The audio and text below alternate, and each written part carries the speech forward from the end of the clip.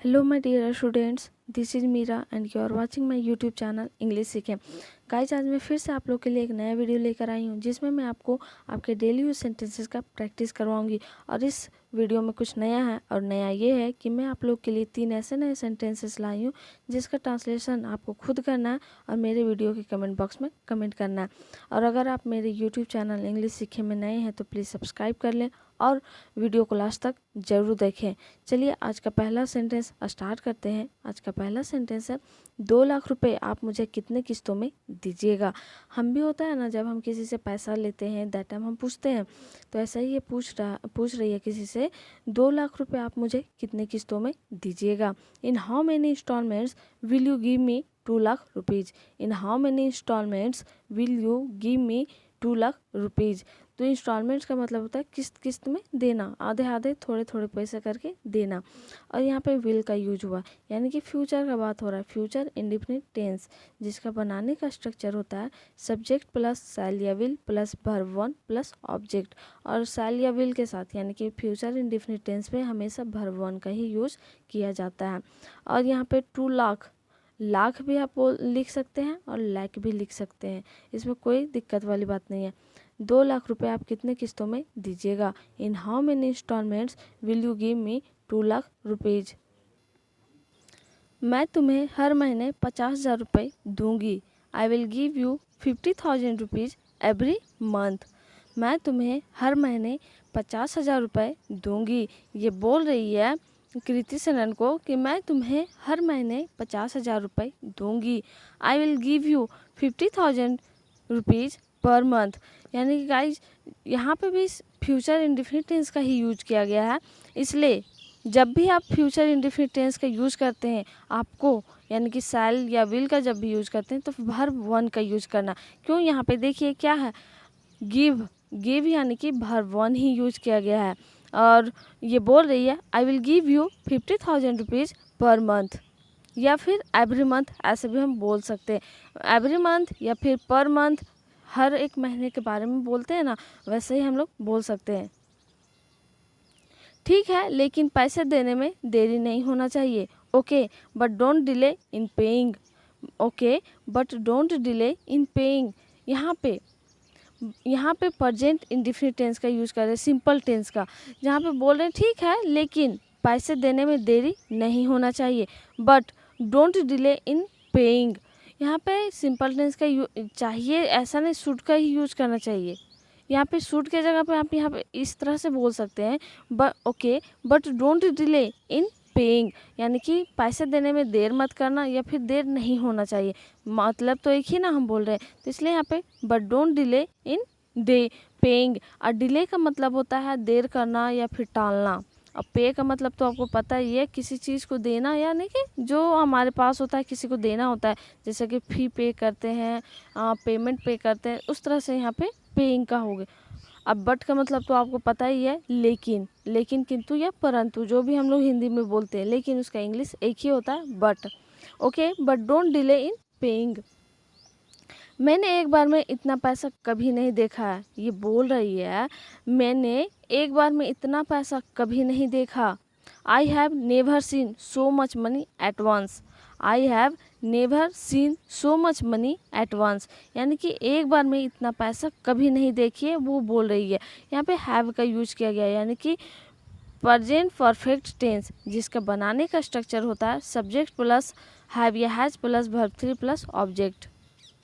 और आप जब भी प्रेजेंट परफेक्ट टेंस का स्ट्रक्चर बनाते हैं, उस तरह के सेंटेंसेस बनाते हैं, तो आपको हमेशा वर्ब थ्री का ही यूज करना चाहिए और करना ही होता है। एट वंस के जगह वन टाइम, मतलब टुगेदर वन टाइम भी ऐसे बोल सकते हैं। I have never seen so much money at once, यानी कि एक बार में हम इतना सारा पैसा नहीं देखे हैं। सो मच मनी यानी कि इतना सारा पैसा, और जब भी हम मनी के साथ लगाते हैं तो मच लगाना है। हाउ मच, हाउ मैनी आप पढ़े होंगे, और तो मैनी या मच, मैनी वहाँ पे यूज करते हैं जहाँ पे हम किसी चीज़ को काउंट कर सकते हैं, यानी काउंटेबल नाउन के साथ, जैसे बुक, पेन, स्टेशनरी, या फिर आपका हो गया कुछ भी प्रोडक्ट्स जो यूज करें या जो भी गिनती के लायक हो, यानी फ़ोन, ये सब गिनती करके हम लोग रख सकते हैं। उसे हम लोग मैनी यूज करते हैं। लेकिन जहाँ पे हम नहीं काउंट कर सकते, जैसे मान लीजिए 1 केजी चावल है, उसको काउंट कर सकते हैं क्या? चावल के साथ आप केजी गिन सकते हैं, लेकिन चावल को नहीं गिन सकते हैं। तो इसलिए आपको यहाँ पे चावल हो गया या फिर पैसा हो गया या फिर शुगर हो गया, इस तरह से, या मिल्क हो गया, तो इसमें हम लोग मच का यूज करेंगे, मैनी का नहीं। आपके चेकअप के लिए हमें हॉस्पिटल जाना पड़ेगा। ये बोल रही है आपके चेकअप के लिए हमें हॉस्पिटल जाना पड़ेगा। We will have to go to the hospital for your checkup. We will have to go to the hospital for your checkup. Checkup का मतलब तो पता ही है, जांच करना, अपने बॉडी का जो भी जांच करवाते हैं या फिर जो भी उसको बोलते हैं। अब वी विल हैव टू का यूज किया गया, यानी यहाँ पे जो काम हम लोग को करना पड़ेगा। ऐसा नहीं बहुत कोई बोलता है मजबूरी में जो काम करना पड़ता है, मजबूरी में कोई काम करना पड़ता है वो तो ठीक है, लेकिन जहाँ पे जो काम हमको हमारे लिए बहुत ज़्यादा नेसेसरी होता है, जैसे कि we will have to work hard so that we can earn money, या फिर we will have to practice more and more so that we can speak English fluently. तो यहाँ पे अगर हम इंग्लिश अच्छे से बोलना चाहते हैं तो हमें तो प्रैक्टिस अच्छे से करना होगा ना। या फिर ऐसे हम बोल सकते हैं we have to study hard. हमें ज़्यादा यानी कि मेहनत से पढ़ना पड़ता है, कठिन मेहनत करके पढ़ना पड़ता है। या फिर अगर आप एग्ज़ाम में पास करना चाहते हैं तो आपको कठिन मेहनत करना पड़ेगा। सो दैट इसी तरह बोला गया है कि आपके चेकअप के लिए हमें हॉस्पिटल जाना पड़ेगा। We will have to go to the hospital for your checkup. यहाँ पे विल का यूज हुआ है और फ्यूचर इंडिफिनिट टेंस का यूज हुआ है और साथ में हैव टू। और जब हम बताए थे कि हैव टू या वांट टू या need to, hate to, love to, like to, इस तरह से बहुत सारे चीज़ें होती हैं जिसमें हम टू के बाद वर्ब का अगर यूज करते हैं, जैसे गो हो गया, कम, वेयर मतलब कम, वियर, ये सब जितना भी हो गया वर्ब का, तो उसमें हम लोग क्या करते हैं, वर्ब वन का यूज करते हैं। तो यहाँ पे यही यूज किया गया, we will have to go to the hospital for your checkup. इसलिए आप जल्दी से बता दीजिए क्या आप तैयार हैं या नहीं। ये पूछ रही है, इसलिए आप जल्दी से बता दीजिए क्या आप तैयार हैं या नहीं। So please tell me quickly, यानी कि यहाँ पे फर्स्ट सिंपल टेंस है, फर्स्ट स्ट्रक्चर में यहाँ सिंपली बोला गया है कि इसलिए आप जल्दी से बता दीजिए। So please tell me quickly का मतलब क्या आता है, जल्दी। क्या आप तैयार हैं या नहीं। सेकेंड सेंटेंस है, क्या आप तैयार हैं या नहीं। Are you ready or not, क्या आप तैयार हैं या नहीं। Are you ready or not. और जो सेकेंड सेंटेंस है वो एक तरह से जब हम वर्ब के साथ यूज करते हैं, तो जैसे हम बोलते हैं ना, क्या आप तैयार हैं, आर यू रेडी, क्या तुम पढ़ रहे हो, आर यू स्टडिंग, ये कंटिन्यूअस टेंस में आ जाएगा। लेकिन यहाँ पे हम नॉर्मली बोलते हैं जब भी जब आर का यूज करते हैं, क्या तुम तैयार हो, क्या तुम मोहन हो, क्या तुम सोहन हो, इस तरह से हम पूछते हैं उसके बारे में जो प्रेजेंटली चल रहा होता है। तो यहाँ पे जैसे are you ready or not, क्या तुम तैयार हो या नहीं, इसलिए आप ऐसे बोलिए, इसलिए आप जल्दी से बता दीजिए क्या आप तैयार हैं या नहीं। So please tell me quickly are you ready or not, वरना हम लोग किसी और को ढूंढ लेंगे। Otherwise we will find someone else. Someone else कहने का मतलब है किसी और को कहने, समवन एल्स। अदरवाइज का मतलब तो आप लोगों को पता ही है, सबको ये बोलता है, धमकी जब देता है ना, you give me my pen otherwise I will beat you, तुम मेरा पेन दे दो वरना मैं तुम्हें मारूंगा, ऐसे बोलते हैं ना। तो वरना हम लोग किसी और को ढूंढ लेंगे, एक तरह से ये बोल रहे हैं, पूछने का तरीका भी होता है, बोलने का भी तरीका होता है। एक तरह से धमकी तो आवाज़ पे डिपेंड करता है, धमकी दे रहे हैं, ये वरना से अगर बोलते हैं तो वो तो धमकी ही होता है, लेकिन एक पोलाइटली बोला जाता है या फिर पूछते हैं। तो ये बोल रही है otherwise we will find someone else. यहाँ पे भी फ्यूचर इंडेफिनिट टेंस का ही यूज किया गया है, जिसमें विल का यूज किया गया, यानी कि वर्ब वन का ही यूज होगा यहाँ पे भी। Otherwise we will find someone else, वरना हम लोग किसी और को ढूंढ लेंगे। चलो मैं पूरी तरह से तैयार हूँ, यानी कि ये बोल रही है चलो मैं पूरी तरह से तैयार हूँ। हम लोग किसी को बोलते हैं जब हम लोग पार्टी में चलते हैं, दैट हमको पूछता है आर यू रेडी, क्या तुम तैयार हो। देन हम बोलते हैं come on I am all set कहने का मतलब है मैं पूरी तरह से तैयार हूँ। या फिर यहाँ पे बोल सकते हैं आई एम कम्प्लीटली रेडी, मैं पूरी तरह से तैयार हूँ। कम्प्लीटली रेडी या फिर ऑल सेट। कम्प्लीटली रेडी तो आप बहुत दिन से बोलते आ रहे हैं, लेकिन अब कुछ नया कर दिखाने का टाइम है, तो अब कुछ नया सेंटेंसेस यूज़ करते हैं, नया वर्ड्स यूज़ करते हैं। तो ये बोल रही है चलो मैं पूरी तरह से तैयार हूँ। Come on I am all set, मैं पूरी तरह से तैयार हूँ। ये सब तो ठीक है, लेकिन मैं एक बात पूछना चाहती हूँ। ये इसके मन में डाउट है, या फिर हमारे मन में भी जब डाउट्स होते हैं दैट टाइम हम बोलते हैं ना, ये सब तो ठीक है लेकिन मैं एक बात पूछना चाहती हूँ। All this is fine but I want to ask one thing. All this is fine but I want to ask one thing. ये सब तो ठीक है, लेकिन मैं एक बात पूछना चाहती हूँ। All this is fine but I want to ask one thing. Ask one thing, या फिर अगर आप यहाँ पे बोलते हैं ये सब तो ठीक है लेकिन मैं एक सवाल पूछना चाहती हूँ, देन इस तरह से बोल सकते हैं ऑल दिस इज़ फाइन, या फिर ऑल दिस इज़ गुड। ये भी बोल सकते हैं all this is fine but I want to ask a question, ऐसा हम बोल सकते हैं I want to ask a question, अगर क्वेश्चन पूछना हो तो। लेकिन ये एक बात पूछना चाहती है, दैट टाइम ये बोल रही है all this is fine but I want to ask one thing.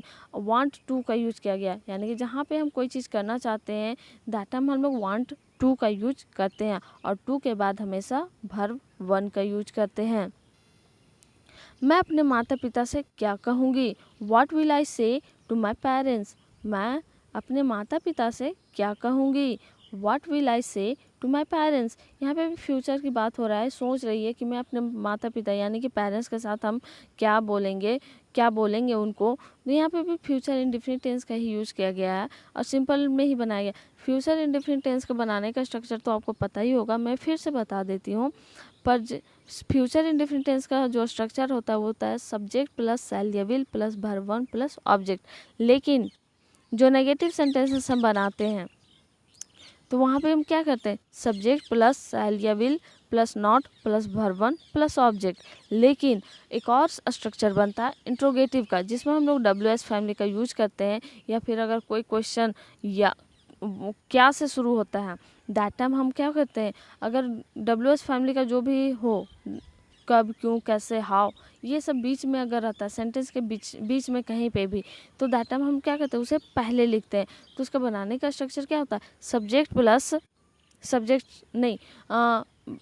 Family जो होता है WH का, WH फैमिली जो भी होगा प्लस विल यानी कि हेल्पिंग वर्ब शैल या will plus subject plus verb one plus object. तो यहाँ पे इस तरह से बनता है। तो मैं अपने माता पिता से क्या कहूँगी, व्हाट विल आई से टू माई पेरेंट्स। माँ पापा को बताना क्या ज़रूरी है, ये समझा रही है कृति सेनन को कि माँ पापा को बताना क्या ज़रूरी है। What is the need to tell parents, what is the need to tell parents. लेकिन गाइज मैं एक चीज़ सजेस्ट करती हूँ कि जब भी आप कुछ भी करते हो, चाहे वो अच्छा काम हो या गलत काम हो, अपने पेरेंट्स को, किसी को बताओ ना बताओ बट अपने पेरेंट्स को बताओ। क्योंकि भी अगर आगे चल के कुछ भी प्रॉब्लम्स होती है तो दैट टाइम आपके पेरेंट्स ही होंगे जो आपको संभालेंगे और आपको प्रोटेक्ट करेंगे। सो कभी भी आप अपने पेरेंट्स से कुछ भी ना छिपाएं और उनको सब चीज़ बताएं। तो यहाँ पे बोल रही है माँ पापा को बताना क्या ज़रूरी है, what is the need to tell parents. यहाँ पे ज़रूरत की बात हो रही है, जहाँ पे हमें किसी चीज़ की ज़रूरत की बात होती है दैट टाइम हम लोग नीड का यूज करते हैं। माँ पापा को बताना क्या ज़रूरी है, what is the need to tell parents.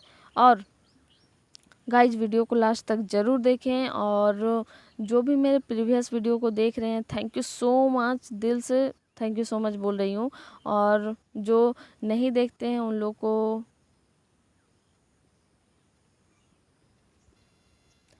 Please देखिए और उससे समझने की कोशिश कीजिए।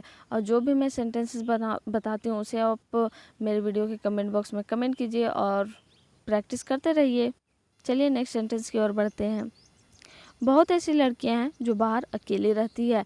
ये बता रही है, मतलब समझाने के तरीके से एक बार हम बोलते हैं ना, बहुत ऐसी लड़कियां हैं जो बाहर अकेली रहती है। There are many girls who live alone outside. There are many girls who live alone outside. बहुत सारी ऐसी लड़कियां हैं जो बाहर अकेले रहती हैं। There are many girls who live alone outside. और यहाँ पे आउटसाइड यानी कि बाहर का बात किया जा रहा है, यहाँ पे भी सिंपल टेंस का ही यूज़ किया गया। देयर आर मैनी गर्ल्स, यहाँ पे बोलते हैं ना बहुत सारी लड़कियाँ हैं, there are many boys, there are many girls, there are many students, तो सिंपल ऐसे बोला जा रहा है। और उसके बाद जो अकेले बाहर रहती है, who live alone outside, who live alone outside, यहाँ पे हु के बाद वर्ब वन का ही यूज़ किया है, क्योंकि यहाँ पे पहले बहुत सारी लड़कियों का बात किया गया है, इसलिए यहाँ पे एस नहीं लगेगा। There are many girls who live alone outside, alone का मतलब तो आपको पता ही है, अकेला। अलोन और अलोंग में हम लोग कन्फ्यूजन होता है। अलोंग, ALONG, अलोंग का मतलब होता है के साथ। I am happy along with you, मैं तुम्हारे साथ खुश हूँ। या फिर हम बोलते हैं ना मैं तुम्हारे बिना खुश हूँ, आई एम अलोन हैप्पी, मतलब मैं अकेले ही खुश हूँ, यानी कि मैं अकेले खुश हूँ। I am alone happy, I am happy alone, ऐसे भी बोल सकते हैं, आई एम हैप्पी अलोन। तो यहाँ पे अलोन का मतलब होता है अकेला और अलोंग का मतलब होता है साथ। मुझे ऐसी जगह कहाँ मिलेगी, यानी कि मुझे ऐसी जगह कहाँ मिल सकती है। Where can I find such a place, मुझे ऐसी जगह कहाँ मिल सकती है। Where can I find such a place, मतलब या फिर अगर हम बोलते हैं ना मुझे ऐसी जगह कहाँ मिलेगी, मिलेगी अगर हम बोलते हैं दैट टाइम हम बोल सकते हैं where will I find such a place, will का यूज हो जाएगा, क्योंकि यहाँ पे मिलेगी और फ्यूचर के बात कर रहे हैं, और यहाँ पे मिल सकती है, मुझे मतलब पता नहीं है, बट हम कहाँ खोजेंगे, उसे कहाँ ढूंढेंगे, तो इस तरह से बोलना है। यहाँ पे बोलते हैं तो देन यहाँ पे इस तरह बोल सकते हैं where can I find such a place, और कैन के साथ हमेशा वर्ब वन का ही यूज होता है, ये तो आपको पता ही है। और वेयर यहाँ पे मैं ऐसी जगह कहाँ ढूंढ सकती हूँ, कहाँ मिलेगा, तो ऐसे ही बोल रही है where can I find such a place. Guys मुझे बहुत ज़्यादा आप लोग सपोर्ट कर रहे हैं, थैंक यू सो मच। और भी ऐसे सपोर्ट करते रहिए, और वीडियो को लास्ट तक ज़रूर देखें, और जितना ज़्यादा पॉसिबल हो उतने अपने फ्रेंड्स के साथ अपने स्टडी ग्रुप में ज़रूर शेयर करें। चलिए नेक्स्ट सेंटेंस की ओर बढ़ते हैं। तुम मेरे घर में आराम से रह सकती हो, तुम मेरे घर में आराम से रह सकती हो, मतलब एक तरह से पूछ रही है तुम मेरे घर में आराम से रह सकती हो। या फिर अगर हम पूछते हैं ना यहाँ पे क्या तुम मेरे घर में आराम से रह सकती हो, दैट टाइम ऐसे बोल सकते हैं can you live comfortably in my house, can you live comfortably in my house. एक तरह से क्वेश्चन पूछ रही है क्या तुम मेरे घर में आराम से रह सकती हो, या फिर तुम मेरे घर में आराम से रह सकती हो। एक तरह से टोन होता है हमारा क्वेश्चन पूछने का। लेकिन अगर हम यहाँ पे क्वेश्चन नहीं करते, तुम मेरे घर में आराम से रह सकती हो, ऐसे हम बोलते बताते कि तुम मेरे घर में रह सकती हो, देन इस तरह से बोलते you can live comfortably in my house, you can live comfortably in my house. लेकिन यहाँ पे एक तरह से क्वेश्चन पूछ रहे क्या तुम मेरे घर में आराम से रह सकती हो, या फिर can you live comfortably in my house. पापा फिल्म की शूटिंग के लिए मैं मुंबई जा रही हूँ, ये अपने पापा से बोल रही है कि पापा मैं फिल्म की शूटिंग के लिए मुंबई जा रही हूँ। ये तो माया नगरी है मुंबई, सबको पता ही है, और यहाँ पे फिल्म की शूटिंग बहुत ही अधिक होती है, तो इसके लिए ये जा रही है दूसरे स्टेट से, तो ये बोल रही है पापा फिल्म की शूटिंग के लिए मैं मुंबई जा रही हूँ।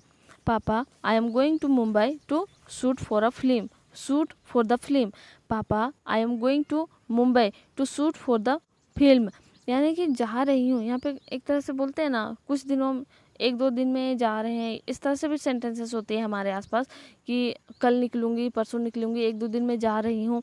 दैट टाइम हम प्रेजेंट कंटिन्यूअस टेंस का ही यूज़ करते हैं, और उसमें जैसे हम प्रेजेंट कंटिन्यूअस टेंस का स्ट्रक्चर बनाते हैं वैसा ही हम बनाते हैं जैसे यहाँ पे बना हुआ है, यानी कि पापा फिल्म की शूटिंग के लिए मैं मुंबई जा रही हूँ। यानी कि जब हम प्लानिंग कर चुके होते हैं और हमें जाना होता है दैट टाइम हम डिस्कस करते हैं और बताते हैं, तो ऐसा ही हम बोल रही है papa I am going to Mumbai to shoot for the film. और जो प्रेजेंट कंटिन्यूअस टेंस का स्ट्रक्चर होता है वो होता है सब्जेक्ट प्लस हेल्पिंग वर्ब, यानी कि इज, एम या are plus verb one plus object. Verb four होगा यहाँ पे सब्जेक्ट प्लस हेल्पिंग वर्ब, यानी कि is, am, are plus verb four plus object. Verb four हमेशा यूज होता है प्रेजेंट कंटिन्यूअस टेंस में, ये याद रखिएगा। तो ये बोलिए papa I am going to Mumbai to shoot for the film. यहाँ पे आई एम के बाद गोइंग लगा हुआ है, to Mumbai to for the film, यानी कि टू शूट टू शूट अगर हम लगाते हैं for shooting for the film, ये ज़्यादा ये हो जाता, मतलब कम एक ही इस तरह के सेंटेंसेस बहुत वर्ड्स यूज हो जाता। तो यहाँ पे इसे बोल सकती है I am going to the Mumbai to shoot for the film. तुम वहाँ अकेले कैसे रहोगी? उनकी माँ है जो पूछ रही है, हर एक माँ को तो फिक्र होती ही है और ये पूछ रही है तुम वहाँ अकेले कैसे रहोगे? How will you live alone there? How will you live alone there? यहाँ विल का यूज किया गया, यानी कि फ्यूचर के बारे में सोचा गया कि तुम वहाँ अकेले कैसे रहोगे। How will you live alone there, यहाँ पे हम बताए थे ना, जब इंट्रोगेटिव सेंटेंसेस हम बनाते हैं, जब WH फैमिली यूज होता है किसी सेंटेंस के बीच में, तो हम क्या करते हैं, WH फैमिली को पहले लिखते हैं, उसके बाद जो हेल्पिंग वर्ब होता है will plus subject plus verb 1 plus object. तो ऐसा ही यहाँ पे यूज़ किया गया, how will you live alone there, तुम वहाँ अकेले कैसे रहोगी। लिव का मतलब LIVE का मतलब होता है रहना। बहुत सारे ऐसे वर्ड्स हैं हमारे आसपास हमारे बीच जो हमें बहुत ज़्यादा कंफ्यूज करते हैं। LIVE का मतलब होता है रहना, और LEAVE लीव, ये लीव का मतलब होता है छोड़ना। तो ये आप पढ़ने में एक जैसा लगेगा, सुनने में भी एक जैसा लगेगा, लेकिन जो लिखाता है वो अलग लिखाता है। तो आप जब भी कॉपी में लिखें, कभी आंसर शीट्स में लिखें या जहाँ पे भी, तो प्लीज़ ये सब ध्यान में रख के लिखिएगा। और अगर आप परफेक्शन पाना चाहते हैं इंग्लिश में, तो इंग्लिश सीखे के साथ बने रहें और अपने प्रैक्टिस को हमेशा करते रहें। तो ये बोलिए how will you live alone there? वह सब की चिंता आप मत कीजिए, वह सब की चिंता आप मत कीजिए। You don't worry about all that, you don't worry about all that, ये सब की चिंता आप मत कीजिए। यहाँ पे सिंपल टेंस का ही यूज़ किया गया है, जैसे डू डच का यूज़ करते हैं सिंपल टेंस में, यानी कि प्रेजेंट इंडेफिनिट टेंस। इसका बनाने का स्ट्रक्चर क्या होता है, सब्जेक्ट प्लस मेन वर्ब, यानी कि subject plus main verb plus SEIS plus object. तो यहाँ पे यूज किया है। नेगेटिव सेंटेंसेस जब हम बनाते हैं तो क्या होता है, सब्जेक्ट प्लस डू नॉट या does not plus verb 1 plus object. और ये याद रखना है, जब भी नेगेटिव सेंटेंसेस आप बनाते हैं, चाहे डज नॉट यूज करें या डू नॉट यूज करें, ये इसे आप डोंट और डजंट भी बोलते हैं। तो वहाँ पे हमेशा वर्ब 1 का ही यूज किया जाता है। तो ये बोल रही है you don't worry about all that. Worry का मतलब होता है कि टेंशन या चिंता लेना, चिंता करना। फिर घर वापस कब आओगे? Then when will you come back home? फिर घर वापस कब आओगे? उनके पापा हैं जो पूछ रहे हैं, तो फिर तुम घर कब आओगे? Then when will you come back home? Then when will you come back home? यहाँ पे भी फ्यूचर टेंस का यूज किया गया है, जिसका बनाने का स्ट्रक्चर तो मैं बार बार बता रही हूँ, एक बार फिर से बता देती हूँ। सब्जेक्ट प्लस शैल या will plus verb 1 plus object. तो यहाँ पे बोल रहे हैं फिर घर वापस कब आओगे? Then when will you come back home? Come back का मतलब होता है वापस आना। मैं 1 साल के बाद घर वापस आऊँगी, मैं 1 साल के बाद घर वापस आऊँगी। आई will come back home after 1 year, I will come back home after 1 year. जैसे कि हम लोग जब बाहर जाते हैं दैट टाइम पूछते हैं ना, माँ कब आओगे, तो हम लोग बोलते हैं I will come back home after 2 hours, I will come back home after some hours. या कुछ जब हमें पता नहीं रहता है कि कितने घंटों बाद आएंगे, तो हम लोग सम आवर्स बोल करके निकल जाते हैं। लेकिन हम लोग को जब कंफर्म पता होता है कितने घंटों के बाद आएंगे, तो दैट टाइम हम लोग वहाँ पे बताते हैं कि इतने घंटों के बाद आऊँगी। तो ये बोल रही है मैं 1 साल के बाद घर वापस आऊँगी, आई will come back home after 1 year. लेकिन मैं आप लोगों के संपर्क में हमेशा रहूँगी, यानी कि संपर्क में रहने का मतलब क्या, हमेशा बात करूँगी, हमेशा फ़ोन से टच रहूँगी आप लोग से, ऐसा ही बोलते हैं। But I will always be in touch with you guys, but I will always be in touch with you guys. यहाँ पे बोल रही है लेकिन मैं आप लोगों के संपर्क में हमेशा रहूँगी, but I will always be in touch with you guys. रहूँगी जहाँ पे आता है कुछ रहने का, जैसे मैं डॉक्टर बनूँगी, I will be a doctor, या फिर मैं एक बहुत अच्छी शिक्षक बनूँगी, I will be a very good teacher. I will be का यूज करते हैं जहाँ पे हम लोग कुछ बनना रहता है या होना रहता है, दैट टाइम हम लोग बी का यूज करते हैं। But I will be always be in touch with you guys. चलिए गाइज, अब आप लोग का क्वेश्चन का टाइम आ गया है, तो मैं 3 क्वेश्चंस लाई हूँ। पहला क्वेश्चन क्या है? मैं तुमसे मिलकर बहुत खुश हूँ।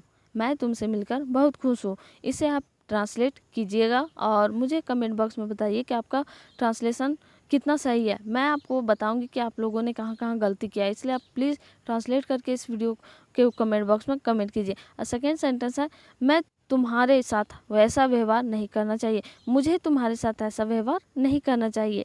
तो इसका भी मैं बहुत, ये सब सेंटेंसेस मैं पीछे के वीडियोज़ में बताई हूँ, इसलिए मैं दे रही हूँ ताकि आप उस वीडियोज़ को मतलब देखे हैं तो आपको पता होगा, तो आप इसे बनाइए क्योंकि आपको पता चलेगा आप कितने पाने में हैं। और तीसरा है, मैं तुम्हारे साथ बहुत खुश हूँ।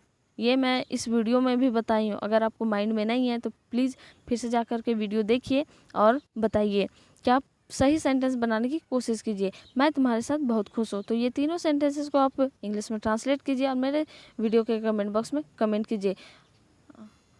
Thanks for watching my video and like share and comment on my videos and subscribe my YouTube channel English सीखा। और जितना ज़्यादा पॉसिबल हो गाइज प्लीज़ शेयर कीजिए मेरे वीडियोज़ को और लाइक कीजिए। तो चलिए नेक्स्ट वीडियो में फिर से मिलते हैं, तब तक के लिए goodbye and take care. Thank you.